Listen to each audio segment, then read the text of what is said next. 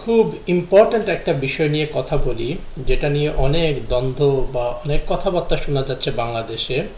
সেটা হচ্ছে আমাদের প্রফেসর মোহাম্মদ ইউনুস, তিনি এসেছিলেন জাতিসংঘের সাধারণ অধিবেশনে অংশগ্রহণ করতে মার্কিন যুক্তরাষ্ট্রের নিউ ইয়র্কে। সেখানে বিল ক্লিন্টন একটা সমাবেশ বা বলা যেতে পারে একটা সেমিনার বা একটা মতবিনিময় সভার মতো আয়োজন করেন। তো সেখানে ডক্টর ইউনুস খুব চমৎকারভাবে আমাদের তরুণ যে সমন্বয় কাছের বা আমাদের যে গণ অভ্যুত্থানটা হয় বা আন্দোলনটা হয়, সে আন্দোলনের যে কয়েকজন কাছের থেকে অংশগ্রহণ করা ব্যক্তি বা আমাদের ছাত্র সমাজের প্রতিনিধিবৃন্দ, তাদেরকে পরিচয় করিয়ে দেন সেখানে। এবং সেখানে তিনি তাদের মধ্যে একজন মাহফুজ সাহেব, মাহফুজ ভাইয়া, ওনাকে পরিচয় করিয়ে দেন যে তিনি হলেন এটার পিছনে মাস্টার মাইন্ড। এবং তিনি আবারও সেখানে এই ব্যাপারটা বলেছেন যে এই আন্দোলনটা একটা ছাত্র জনতার আন্দোলন। এবং এই কথাটা বলার পর থেকেই আসলে বিভিন্ন মহলে বিভিন্ন রকমের প্রতিক্রিয়া শুরু হয়ে গেছে। তো প্রতিক্রিয়াটা কেমন? প্রতিক্রিয়াটা হচ্ছে এমন যে প্রফেসর ইউনুস তিনি সবসময় যখন এই আন্দোলনটার ক্রেডিট দেওয়ার ব্যাপার আসে, তিনি সবসময় ছাত্রদেরকে ক্রেডিট দেন। এবং তিনি সবসময় যে রাজনৈতিক দলগুলো আছে যারা এখানে অকাতরে জীবন দিয়েছে এই আন্দোলনে, তাদেরকে তিনি সবসময় পাশ কাটিয়ে যান, তাদের গুরুত্বটাকে তিনি সবসময় অগ্রাহ্য করেন। খুবই অভিমানের কথা, খুবই সুন্দর কথা। কিন্তু আসলে এই দাবি করাটা কতটা যৌক্তিক সেটা আমাদেরকে একটু দেখতে হবে।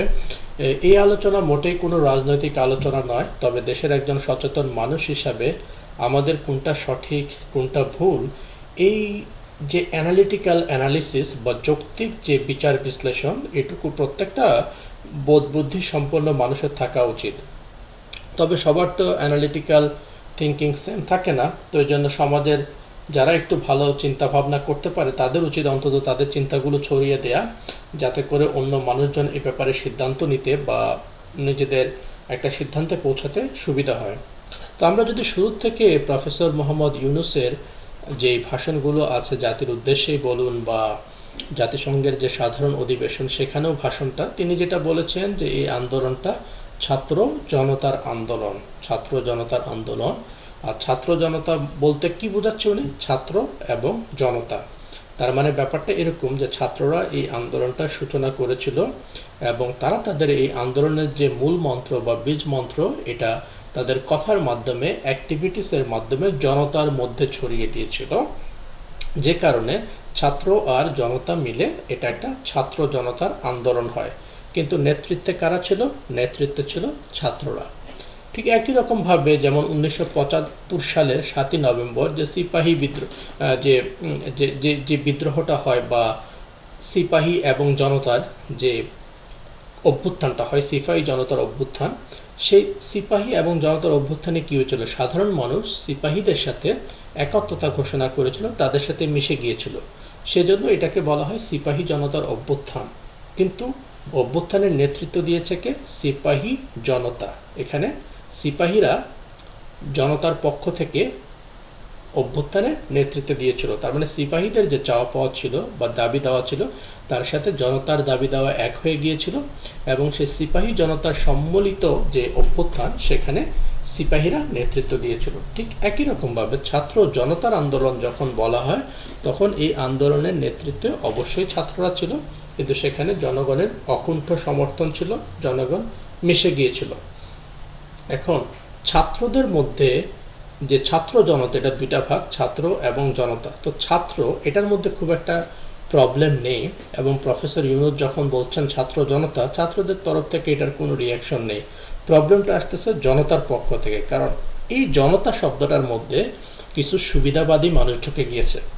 এবং সেই সুবিধাবাদী মানুষগুলোর মধ্যে সবচাইতে বড় অংশ হচ্ছে যারা রাজনৈতিক দলের সদস্য ছিল। আর 2 নম্বর অংশটা হচ্ছে যাদেরকে বর্তমানে ডাকা হয় আফসোস লীগ। এদের কাজটাই হচ্ছে আসলে ব্যাপারগুলোর মধ্যে একটা জটলা পাকায় দেয়া এবং সাধারণ জনগণকে বিভ্রান্ত করা। তো আপনারা একটা জিনিস চিন্তা করেন, বিভিন্ন রাজনৈতিক দলগুলা, যেমন প্রধান রাজনৈতিক দল বিএনপি এবং জামায়াত।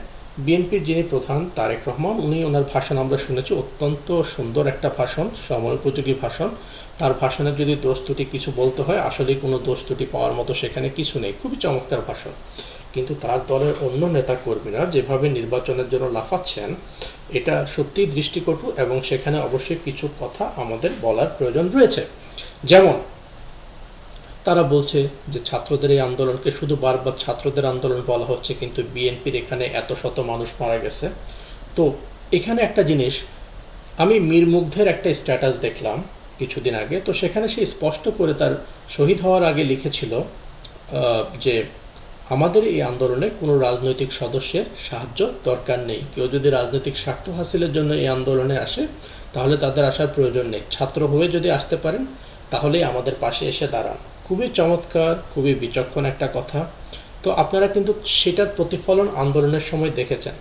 আন্দোলনের মধ্যে অনেক সমন্বয়ক ছিল, কেউ জামায়াতে ছিল, কেউ বিএনপি ছিল, কিন্তু আপনারা কি আন্দোলনের সময় কাউকে দেখেছেন বলতে যে আমি অমুক রাজনৈতিক দল থেকে এসেছি বা তমুক রাজনৈতিক দল থেকে এসেছি?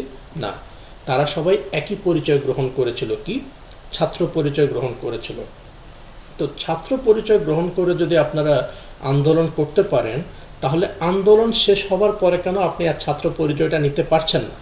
আপনি কেন সেই পরিচয়টাকে রাজনৈতিক দলের পরিচয় হিসাবে গ্রহণ করতে হবে? তার মানে এখানেই প্রশ্ন।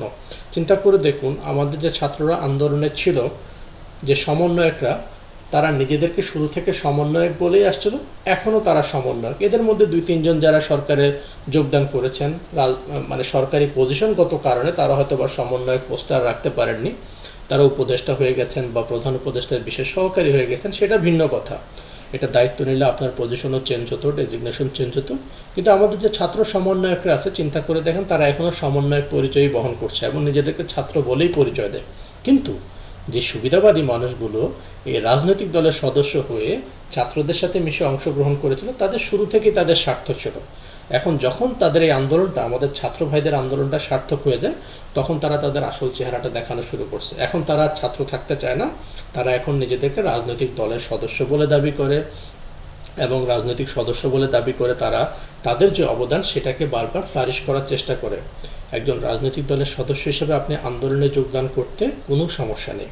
সমস্যাটা হচ্ছে আপনি যখন প্রয়োজন ফুরিয়ে যাওয়ার পর বা সাকসেসফুল হওয়ার পর সেটার ক্রেডিট আপনি যখন অন্য একটা আইডেন্টিটি দিয়ে নিতে চাইবেন, তখনই সমস্যাটা কেমন?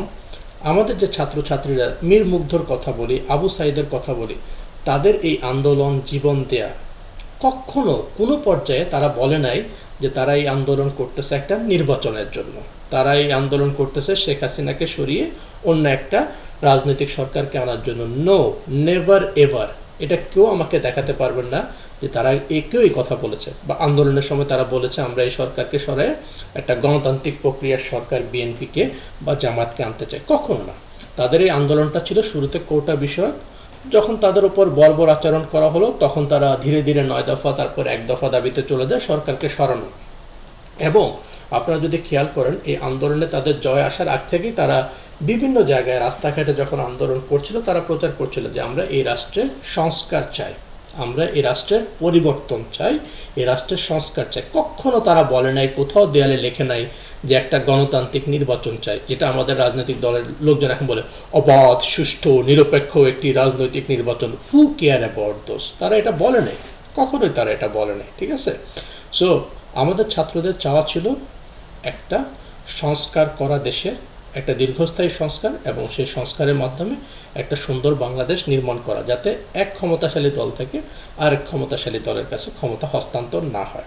এখন আপনি রাজনৈতিক দলের সদস্য হয়ে আপনার স্বার্থ হাসিলের জন্য ছাত্রদের সাথে যোগদান করেছেন। ছাত্ররা কিন্তু আপনাদের সাহায্য চায়নি, আপনারা সাহায্য করতে গেছেন, এবং যখন আপনারা সাহায্য করেছেন, মানুষ হিসেবে মানুষের সাহায্য তারা নিয়েছে। আর ওখানে পরিচয়, কে কোন দল থেকে আসছে সেটা দেখার সময় ছিল না। আপনি সেখানে গিয়ে সাহায্য করেছেন। এখন আপনি কেন করেছেন সেটা আপনার নিয়তের উপর নির্ভর করে। আপনার নিয়ত যদি এমন হয় যে স্বৈরাচারী সরকারকে সরিয়ে দিয়ে আপনার দলের কাউকে নিয়ে আসা ক্ষমতায়, তাহলে আপনি আসলে আপনার নিয়তের মধ্যে গলদ ছিল, এবং আপনার নিয়তে গলদ থাকার কারণে আজকে আপনার এই পরিণতি হয়েছে। ঠিক আছে? তো আপনি যদি তখন, যখন ছাত্রদের সাথে যোগদান করেন, তখন যদি আপনি আপনার পরিচয় গোপন করে যোগদান করেন, তার মানে আপনার নিয়তের মধ্যে প্রবলেম ছিল। আর আপনি যদি তখন পরিচয় গোপন করেন, তাহলে এখন কেন আপনি আপনার পরিচয় দিয়ে রাজনৈতিক সুবিধা আদায় করার চেষ্টা করছেন? এই কথাটা যারা আমাদের তরুণ প্রজন্মের ছেলেমেয়েরা শুনছে আমার কথা, জাস্ট বেশি দিন না, 2 মাস আগে বা 1.5 মাস আগের কথা এই আন্দোলন।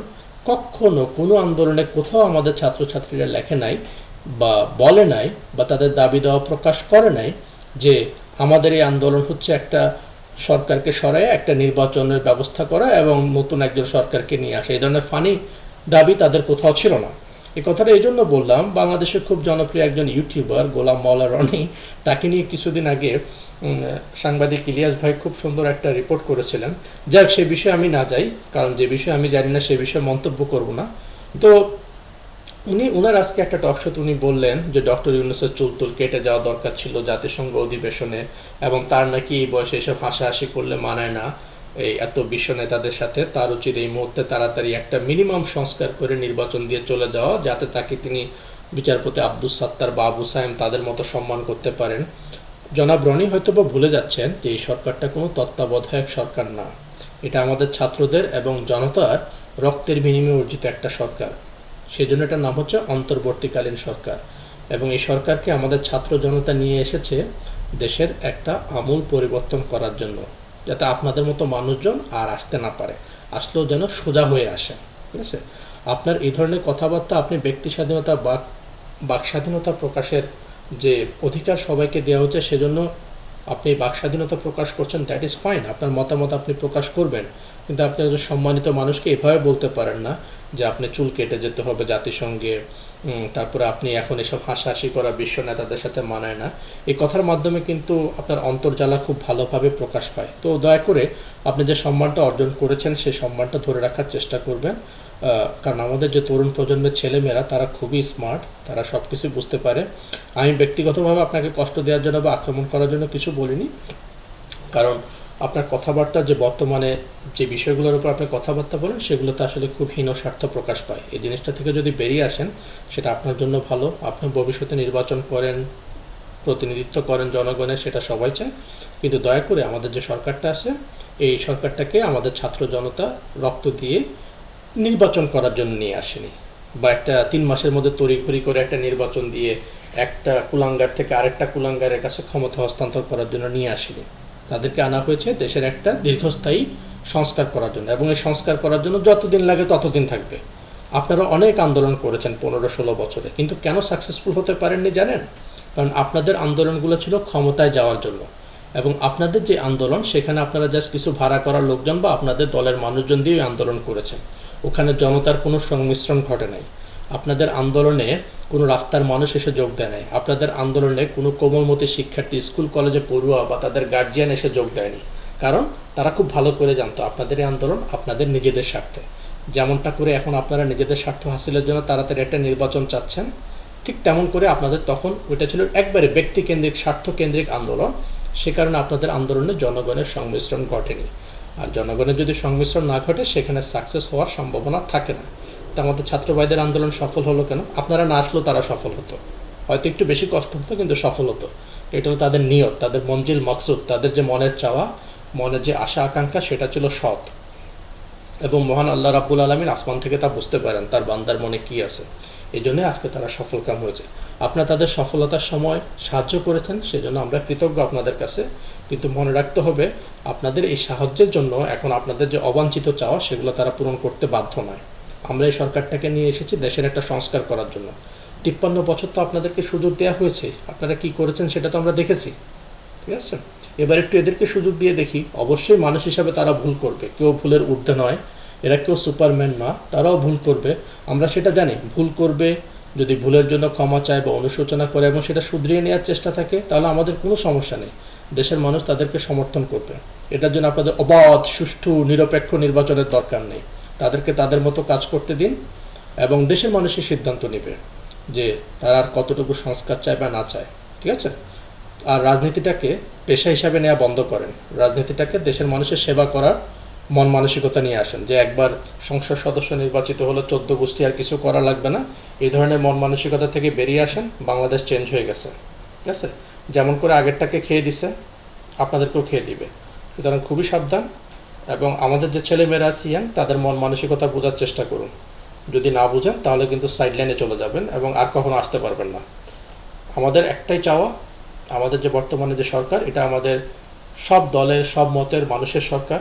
আমরা এই সরকারকে সর্বাত্মকভাবে সহায়তা করব, এবং আমরা চাই আমাদের দেশের একটা সর্বাত্মক কাঠামো দ্বারা একটা সিস্টেম দ্বারা, যে সিস্টেমের মাধ্যমে ভবিষ্যতে কেউ আর করাপ্টেড হতে পারবে না, কেউ আর স্বৈরাচারী হতে পারবে না, কেউ আর জনগণের মৌলিক অধিকার হরণ করতে পারবে না। এবং এটা নির্বাচন দিয়ে এখন তাড়াতাড়ি সম্ভব না। এটার জন্য একটা সংস্কার দরকার, একটা সিস্টেম দরকার, যাতে এসব কুলাঙ্গারদেরকে ফিল্টার আউট করা যায়। ঠিক আছে? আমাদের পূর্ণ সমর্থন আছে আমাদের সরকারের প্রতি, এবং আমাদের যে শিক্ষার্থীরা আছে, যে তাদের সৎ নিয়তে তারা যে আন্দোলন করেছে, এখনও তারা যেভাবে রাস্তায় আছে, তাদের প্রতি আমাদের পূর্ণ সমর্থন আছে। তাদের মধ্যে বিভাজন করার জন্য কুলাঙ্গারা চেষ্টা করছে, কিন্তু সেটা আমরা বুঝি। আল্লাহ ইনশাল্লাহ তাদেরকে সফল করবেন। আমাদের দোয়া সমর্থন সবসময় তাদের সাথে থাকবে। আপনাদেরও উচিত তাদের পাশে এসে দাঁড়ানো। এইসব যদি উল্টাপাল্টা এসব গেম খেলেন তাহলে টিকতে পারবেন না। ঠিক আছে? দেশের মানুষের মনের কথা বুঝুন, আমাদের ছাত্রদের মনের কথা বুঝুন। তারা সরকার চেঞ্জ করছে নির্বাচন করার জন্য না, তারা সরকার চেঞ্জ করছে দেশে একটা দীর্ঘমেয়াদী সংস্কার নিয়ে আসার জন্য। সেটাকে সমর্থন করুন। ঠিক আছে? আল্লাহ হাফেজ, সবাই ভালো থাকুন।